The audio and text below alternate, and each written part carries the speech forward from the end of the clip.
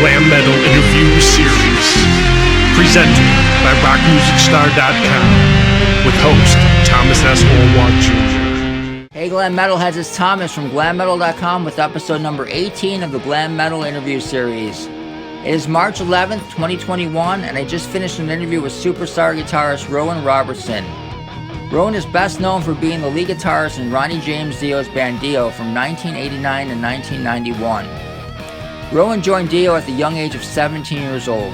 He recorded one record with Dio, Lock Up the Wolves, which was released on May 15, 1990. During this interview, Rowan talks about joining Dio, writing and recording with Dio, and then finally going on tour. So let's get started. Here he is, Rowan Robertson. Hey Glam Metalheads, welcome to episode number 18 of the Glam Metal Interview Series. And we have another great special guest today. We have Rowan Robertson, who everybody knows as the guitar player from Ronnie James Dio from 1989 to 1991. Rowan, how are you doing today? Doing great, Thomas. Thank you for having me, and thanks to everyone for watching. Absolutely. Well, let's start off first before we get into the Dio discussion. Let's talk about the last year, and everybody, especially musicians, have struggled during this time. How was the last year for you, and what did you do? I actually made use of it. I've been doing 3 different projects, so I've been keeping busy, and instead of sitting around doing nothing, because obviously there's no gigs or anything like that, I've been working on original projects. So actually I've made use of it. I mean, it's been difficult for everyone. What a strange thing to happen to everyone. Like, never saw this coming in my life, right? Yeah, absolutely. And for us music fans, I mean, I myself have been able to go back and, really concentrate on listening to some of the older stuff that I never listened to before, and really discovered some great new music. And, we're going to talk a lot about this great record, Lock Up the Wolves, a little bit later, but this was one of the records that I rediscovered in this last year, and just like the brilliance of it. And a lot of other records. So I used this time to go back, the time that I would have used to going to concerts. I spent just listening to back catalog, and there was so many gems that I discovered. So it was cool, but I'm glad it's over. I can't wait to see concerts again. Me too. Yeah, absolutely. So you actually have a song. We're recording this on March 11th, and tomorrow I believe you have a new song coming out for your project DC4. Is that correct? Yes, and it's actually not a new song. It's off of the previous album called Atomic Highway. Mm-hmm. And our new label, Heliphonic Records, said, well, look, that record needs to be visited again. So they put some money behind a video, and it's a really great video coming out tomorrow for one of the tracks off that, the title track, Atomic Highway. Oh, I see. Okay, so you're going to reissue that entire record also? Yeah, I believe Heliphonic's going to be reissuing all the back stuff. Yeah. Okay, great. And tell us a little bit about the band DC4. Now, that was a band that you kind of joined after a little bit after Dio. A long time after Dio. So give us a little background of DC4. Yeah, it's 3 brothers, the Duncan brothers. Mm-hmm. Jeff Duncan, who is the guitarist from Armored Saint, and has been with them all the way since Dave Pritchard, and he did Symbol of Salvation and everything. And Jeff is just a tremendous guitar player. I'm sure you're familiar with. Oh yeah, sure. His work. And then Shawn Duncan is the drummer, who's also amazing, and they were in a group together called Odin as well. Mm-hmm. And then their brother Matt. So there's the 3 brothers and myself. I'm the 4th member, and it's just a really powerful band. Oh, awesome. Yeah, and I've also heard that you're working on some solo material as well. Yeah, I've got a couple of projects I've been working on this year, and the most the one that's nearest to completion is with Les Warner, and Les played on the Cult Electric album, which was Little Devil and all that stuff. Les was the drummer on that, and we met through, we did some gigs a few years together, and we've been writing for the last year, and I got turned on to a singer in India called Girish Pradhan, and he has a group called Girish and the Chronicles. So I was sending him this material that me and Les were writing, and he was singing on it, and it's really good stuff. And so Girish is signing a deal with Frontiers, with his own group, Girish and the Chronicles. So they said to us, look, just, get the stuff out you got with Girish. So on one hand, it's a bit of a shame that we can't complete the full album, but at the same time, I mean, this singer, I don't know if you're familiar with him, but he's like incredible. He's so good. Wow. So we've got the 3 done, and we're going to put a 4th one out as an instrumental. And hopefully down the line, Girish can do more stuff with us. He's a great guy, and it's a really enjoyable project. So that's going to be out under the name Custard Pie, like the old Zeppelin thing, kind of. So it's fun. It's a bit proggy, a bit 70s and heavy. So we're all really happy with it. Yeah, that sounds great. I can't wait to hear that. And your story is incredible. You were 17 years old, and you're a very persistent 17-year-old, where you wanted to be in Dio's band. And how did you go about going from your bedroom playing your guitar to playing on some of the biggest stages with one of the greatest metal vocalists of all time? It was just like this whirlwind fairy tale, really. And it was like, for me, it was like I won the lottery, and it was amazing. And suddenly, for me, it was like, oh, this is life. Okay, playing in front of 10,000 people with Metallica. Like, oh, this is how life goes, is it? So it was very easy for me. It was very easy. Because at that age, you're just like bouncing off the walls and having fun. And it was just really easy for me. And Ronnie made it easy for me too, because he always, made me feel, like, you can do this. You're great. You're like, that's awesome. Nothing but support from him. So he made it easy. So it was really just very easy. Yeah. I read that he was looking at like 5,000 different guitarists for this gig. I mean, everybody wanted to play with Ronnie James Dio. I mean, it's incredible that you got the gig at such a young age. But you listen to the record, and it's kind of like, okay, I can hear why Ronnie picked him, because you obviously had some great riffs and was an outstanding guitar player at 17 years old. Thanks, man. I appreciate it. Yeah, and he wanted it. He had played with Blackmore and Iommi, so it was like these English players. So I think that got me a foot in the door as well. Like, I was English and everything. But they actually offered the gig to Doug Aldrich. Oh, did they really? Yeah, they offered it to Doug, but he was doing his own group. So then I got on audition. Mm-hmm. So thanks to Doug not doing it, I got in. Well, Doug eventually got his turn in it, but I'm glad for you that he decided not to do it. What was that first audition like for you? I mean, I'm sure you're a little bit on, 17. I remember when I was 17, a little on the cocky side, but I mean, still, that must have been nerve-wracking playing with like when I got the call, I was at home, we were watching like Star Trek or something, eating dinner, phone rings. It's a scratchy line from America, and as you remember, we're probably about the same age, no cell phones, nothing like that. So it was like a call from America, Wendy Dio. And then she says they're going to fly me out for an audition. And so I was really nervous. Yeah. But my dad said to me, look, you're going to America to play with your heroes. So just look at it as this amazing, gift already. So yeah, in the audition, Ronnie said to me, he said, look, I really want this to work.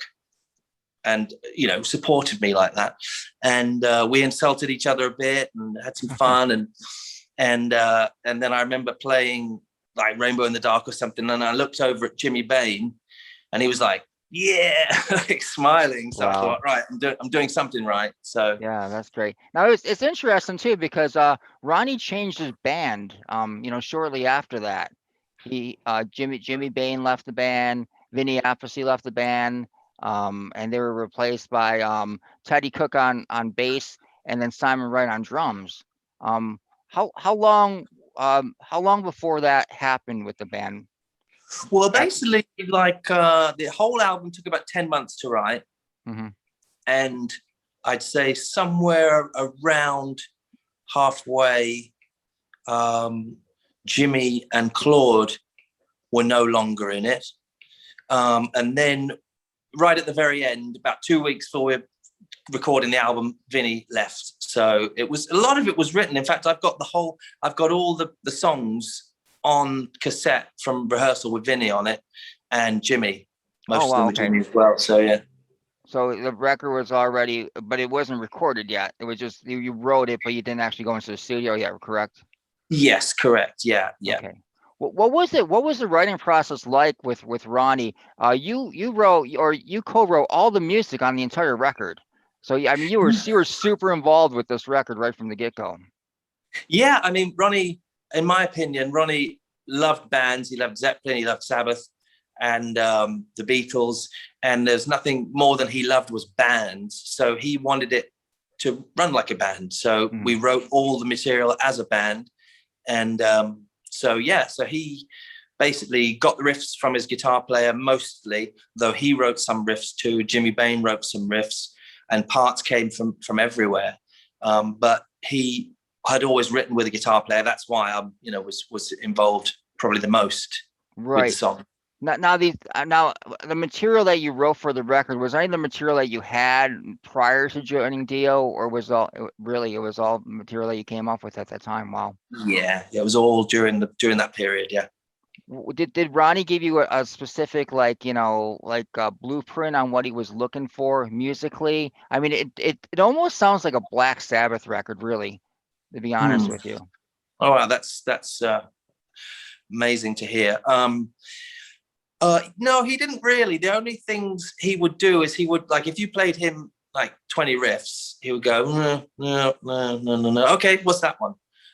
So he was hearing what he wanted to hear. And also he said, look, if you need to know if you've got a Dio part, it's like, imagine like the guy, the fan in the front row, like going, yeah, like, right. So he would, that's the only, but he knew what he wanted. I mean, he was very picky, and as I said, some of the riffs he came up with the riff for Lock Up the Wolves, the song. That's actually his riff. Oh, that's his riff. He came in with the guitar and he was like, check this out. Wow. Yeah, that's a pretty heavy riff. Yeah, it is a pretty heavy riff. Yeah, that's great. Yeah, I want to talk specifically about some of the actual songs on here. If you give me just some insight into them. Of course, Wild One is a great opener. Tell me a little bit about that song, how that song was written. That was written towards the end of the writing process, I remember. And I just came up with the riff for it because I was a big fan of like Yngwie and Eddie and Shrapnel guys and all this stuff. So for me, that was like, wow, I came up with a riff that was really like shred guitar, but it was really bluesy. And so I was really happy with it. And then Ronnie liked it. So I was like, yes, I managed to get, my stamp on it. That's how I felt about it. Yeah. But then obviously he took it and developed it and made the whole song. Yes, towards the end of the writing process, that was. Yeah, that's a great opener, and also it was a song that you used for most of your concerts. That you opened with that song for most of the concerts. Yeah, I think the whole tour. Yeah, I think there was a couple where you did with Mob Rules, but I think you only had Mob Rules in for a couple songs. From the research I did, I saw that. Yeah. Maybe some of the early ones. Yeah, I don't even remember. Hey Angel is another amazing song. Cool, thanks. Yeah. What was the process of writing that song? I remember Ronnie left the room. We were at Audible rehearsal, which is opposite Sound City in the Valley. Ronnie had left the room and Vinny started jamming a beat. And I started playing what to me was kind of like a kind of a Zach Randy kind of thing. So we're jamming away and Ronnie came back in. He was like, oh, I like that. Where can we go for a verse? So I actually ripped off something from Dream Evil. I actually ripped off the riff for Naked in the Rain. Oh, really? Okay. Yeah, because it goes dun, dun, dun, dun, dun, dun, dun, and there's a dun, dun, dun, dun, dun, dun. Oh, anyway, okay. Yeah, and he goes, oh, that's killer. That's great. But I was ripping him off. Awesome. Oh, that great song. Between Two Hearts is another awesome song. Oh, I'm glad you like that one. Yeah, that was actually written in the recording studio. I remember Ronnie was in the control room, and I was in the vocal booth, just sitting there with an acoustic guitar mucking around, and I came on this riff. And I was like, oh, this is cool. I really like this. And then I looked through the glass and into the control room. Ronnie's there and listening on the back wall going, Yeah. because the microphone was on and I didn't know it was on. Right. Yeah. Oh, wow. Wow. And Night Music, another song. What was the process? That was another real heavy song. That one, to be honest, I don't remember a lot about. But the only thing I can remember about it is I think the riff came from the keyboard, and it was either Ronnie's riff or Claude Schnell's riff. Mm-hmm. I just remember they were standing at the keyboard with that riff. That's all I remember about that one. Yeah, and that was like the third song or something, very near the beginning. What was the very first song you wrote for the record? I don't know. Can't remember. Probably did like a bunch of them at first, and I remember when we went for our first rehearsal, I said to Ronnie, "Can we play Rainbow in the Dark?" And he went, "No, no, we can't play Rainbow in the Dark. We've got to start writing now." I was like, "I don't know if I can. I don't know if I can do this." And he goes, "Trust me, you'll be fine." he was right. He was right. I mean, he definitely came up with some great music, that's for sure. Cheers. Let's go to the very last song, My Eyes. I think that's a very interesting song. I like the very beginning, kind of like a slower intro, and then into like, the big power chords and everything. Do you remember what the writing process was like for that song? I mean, not a lot of people probably recognize that song. It really never got airplay, but it really is a undiscovered gem on this record. Oh man, thanks. Yeah, I remember we were in a rehearsal studio. Was it? I forget the name. Anyway, and Ronnie said to me, "Every album we have a slow song, and that's what we're going to have to come up with now. So, do you have anything?" So, literally, like I sat down and started noodling on the guitar, and that was the first thing that came out. And he's like, "Yeah, okay." And then he developed it, and then all we had was one part for like days, because the way Ronnie wrote, he would really take time to find the right part. It wasn't like, just whatever, like do that, try this part. So we couldn't find a part for like days. And then he came in and he goes, "I've got it." And that's when he says, "Down to this chord," which was the I've fallen off the edge of the earth part of the song. Yeah. Where it goes down in key. And he was like, "I found it." That's what. And so, but it took days to find that. We probably put the song down for a while. Yeah. So Ronnie was very instrumental in actually writing the music as well, not just the lyrics and the melodies. He really? And now he's a bass player. Did he like play bass a lot? How did he write the music? Did he play guitar or? The only instruments I saw him play was bass, guitar, and perhaps a little keyboard. Mm-hmm. But it was all very simple stuff. It was like, like chord, simple stuff. Right. But obviously some of the parts were fantastic, Yeah. Now there are also two songs that you guys recorded that did not appear on the record. One is called "Hell Won't Take Her Back." What do you remember from that song? It's actually one song and a chorus. Yeah, it's one song and a chorus. And the song that you're talking about was called "Hell Wouldn't Take Her." Okay.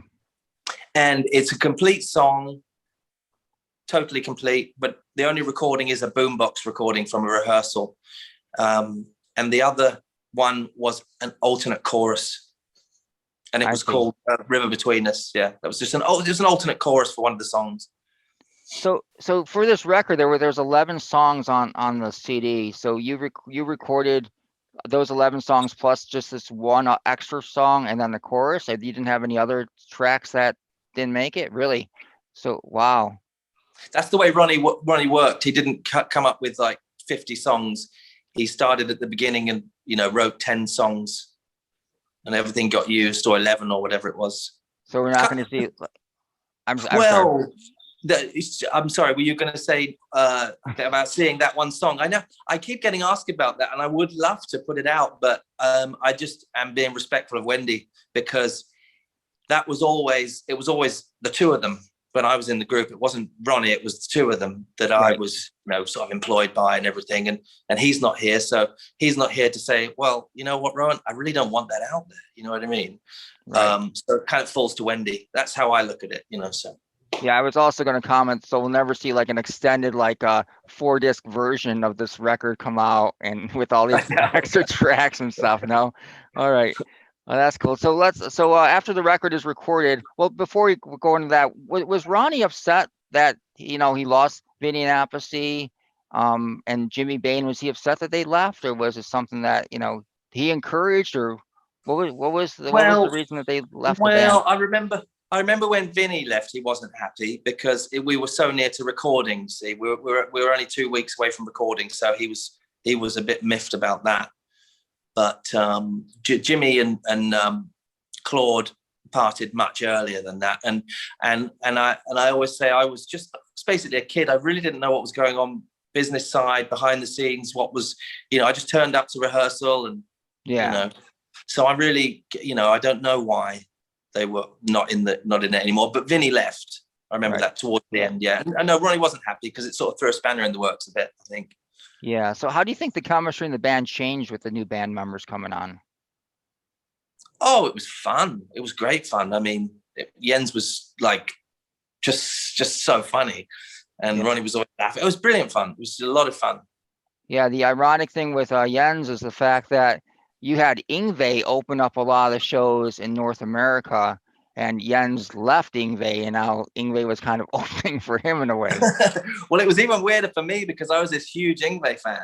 Mm-hmm. And then to not only having him being in support was like, oh, what's happened? So I approached him in his dressing room, and I was like, oh, watched him playing guitar and everything. I was like a big fan of his. Yeah, I mean, during that period of time, I mean, well, his first solo record came out in 1984, I think. Yeah. Rise and Force came out. Yeah, so he already, by then, he already had a few albums in, and he was like the legendary Yngwie Malmsteen at that point. Yeah. Oh, yeah, absolutely. Big time. Maybe even a little bit on a bit of a decline as far as popularity goes, because he's sort of peaked, I think, with the Joe Lynn Turner record that he put out, and then after that, I kind of felt like, I think it was Eclipse that he was touring and supportive in 1990. Is that correct? You remember?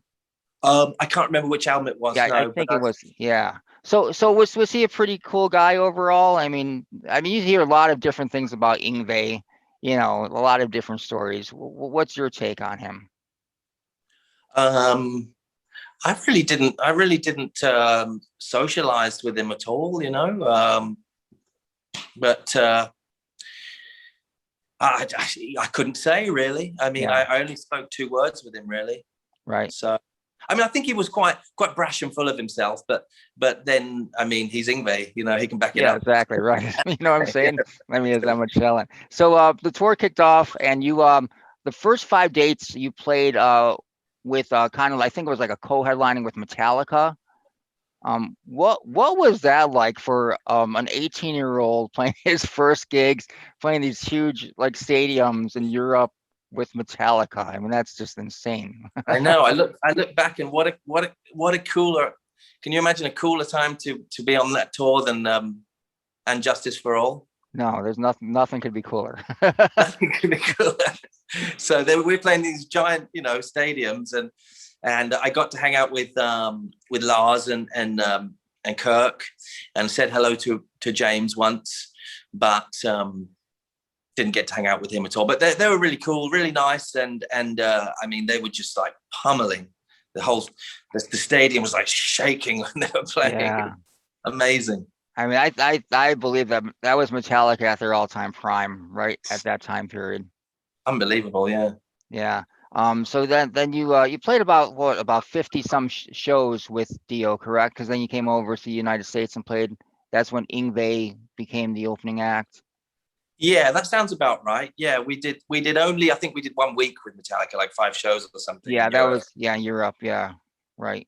And then Then you came over to America. The set list was incredible. You played 5 songs from the new record, which I love seeing. I mean, a lot of bands nowadays, will come out with a new record and play like 1 song. It's like, really? Come on, man. I mean, I love your old classics, but give us some new stuff too. I mean, give me something like, grab onto. So, I mean, that Right was on. cool that you were playing 5 songs.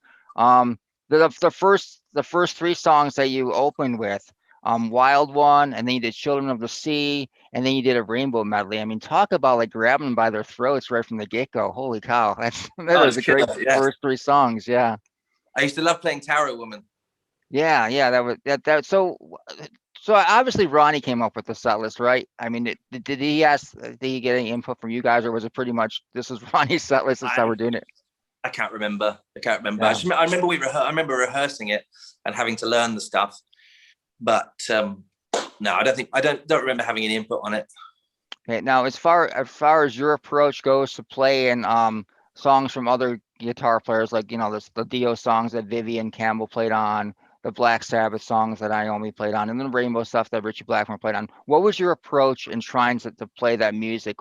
Did you try to go note for note, or did you kind of like try to get close to it, but have your own kind of signature style on it as well?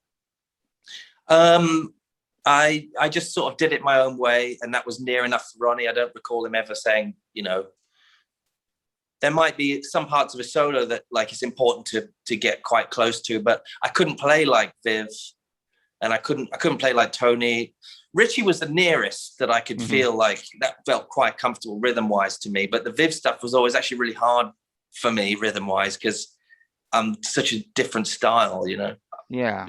So it was good though. I mean, it was fun, So what was Ronnie like during that tour? Was he pretty happy with the success of that tour, or what was the overall vibe in the Dio camp at that time? The overall vibe was just like fun. I mean, we were on the bus every night having, fun and going out and craziness. I mean, it was really a fun tour. But I think in the background, I think Ronnie knew that the industry was making a shift, and he was considering, he'd been approached by Sabbath. So that was all in the background. So I think, and obviously the attendances weren't like they were, 5 years ago. We were still playing in arenas, but like half arenas, and so it was obviously going down the attendance. So that kind of been very nice for him. But it was fun. I mean, it was just great memories. Easy, good fun. It was like a lot of fun. Yeah, I in researching for this interview, I mean, I knew a lot going into it, but I'm just saying I did some, deep research and watch some of the bootleg performances of those some of those tours that they have on YouTube. And you guys had so much friggin' power, so much energy, and it really made me like, it's been a while since I watched a Dio performance, and it really kind of like made me sad, that he's no longer with us, because man, those are like magical like moments. I mean, he was just like the king of the stage. I mean, he was amazing. He was amazing. I mean, he was like a one-man army, and we all know that. And he's very sorely missed and everything, And whenever there's these get-together, these Dio get-togethers, it's like, oh, he's not here. You know what I mean? It's like, yeah. But life goes on, obviously. Yeah, and yourself, I mean, wow, you really stood up to the challenge, and your performance was just outstanding. I mean, you did not look like, you did not look like some like 18-year-old kid playing guitar. Oh, thanks, man. With that kind of energy from that experience, it's like it takes you up to a higher level, and then when you're in a group that gets a record deal and you get to do that for a solid year every day, and disciplined, and you're going to come up with some pretty great results. It's part of the old record industry, I think, that bands had the opportunity to get that good. Yeah. When did you find out that well, before I go into that, let me ask, did you guys start writing for a follow-up record at any point? No. When we got off tour, Ronnie hadn't decided what he was going to do. So we kicked around a couple of riffs, like twice, I think, but there was nothing written. Oh, I see. Okay. And when did he tell you that he was going to rejoin Black Sabbath? Probably maybe a couple of weeks, maybe a month after the tour, something like that. Yeah. And how did you take that? Oh, I took it okay. I mean, I was excited on one hand that maybe I could do my own band or join another band or something on one hand, and on the other hand, probably a bit of a shock as well. Yeah. Yeah.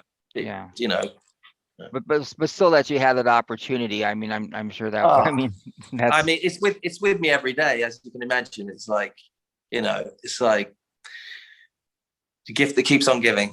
yeah, absolutely. Right. So, after you left, Ronnie, and he was in Black Sabbath, but he wasn't in Black Sabbath very long. Was there ever any talk about you rejoining Ronnie after, he finished Black Sabbath? No, he never asked. Mm-hmm. He never asked. Okay. Did you, after that point, did you have any contact with Ronnie at all? Oh yeah, all the way through, because they sort of looked after me as a kid, so that was the sort of like a home base for me. So oh, absolutely, yeah. Kind of lost contact for some years later, but at that time, I was still very much in that family. Yeah, I remember I did an interview with Ronnie in '94, and we talked about you, and he said what a great talent you were, and that it was a real honor to have you in his band. I mean, he definitely had a lot of respect for you. There's no doubt about it. I mean, oh man, I mean, it's like you got to pinch yourself, Yeah. I mean, like I listened to Rainbow and Sabbath and everything, and he was the best, and it's like to be able to play for him and then have him say nice things about me was just amazing. Mm-hmm. What were some of the life lessons that you learned working with Ronnie James Dio? Gosh, you caught me off guard there. I don't know really. I mean, I can hear his voice every so often. I hear his voice saying something like, well, a leopard doesn't change its spots, something like that. Yeah. These pearls of wisdom along the way. Yeah. Did you view him as a good leader? Oh yeah, I mean, absolutely. Mm-hmm. Yeah, I mean, and I think at the time I was just sort of fresh faced, fresh, everything. I was green, but looking back, I mean, he was like a one-man army, wasn't he? Absolutely, yeah. All right. Well, Rowan, I really appreciate your time. Where Thanks, can, if fans want to check out some of your stuff, where can they go to check out your current projects? Well, I've got a YouTube channel, and I keep people up to date on that. That's probably the best place to find me. It's Rowan Robertson Official, and I put up bits of guitar and everything. But there'll be some new music on there soon, and some information where to get it. So if I'm doing anything, I'll be updating that. So. Okay, that sounds good. Well, Rowan, thanks you again for your time, and I'm looking forward to checking out your video tomorrow. I appreciate it. Yeah, you'll enjoy it. Good one. Let's stay in touch, man. Okay. Oh yeah. Okay, Thomas. Thanks, man. All right, take it easy. All right. See ya. See you.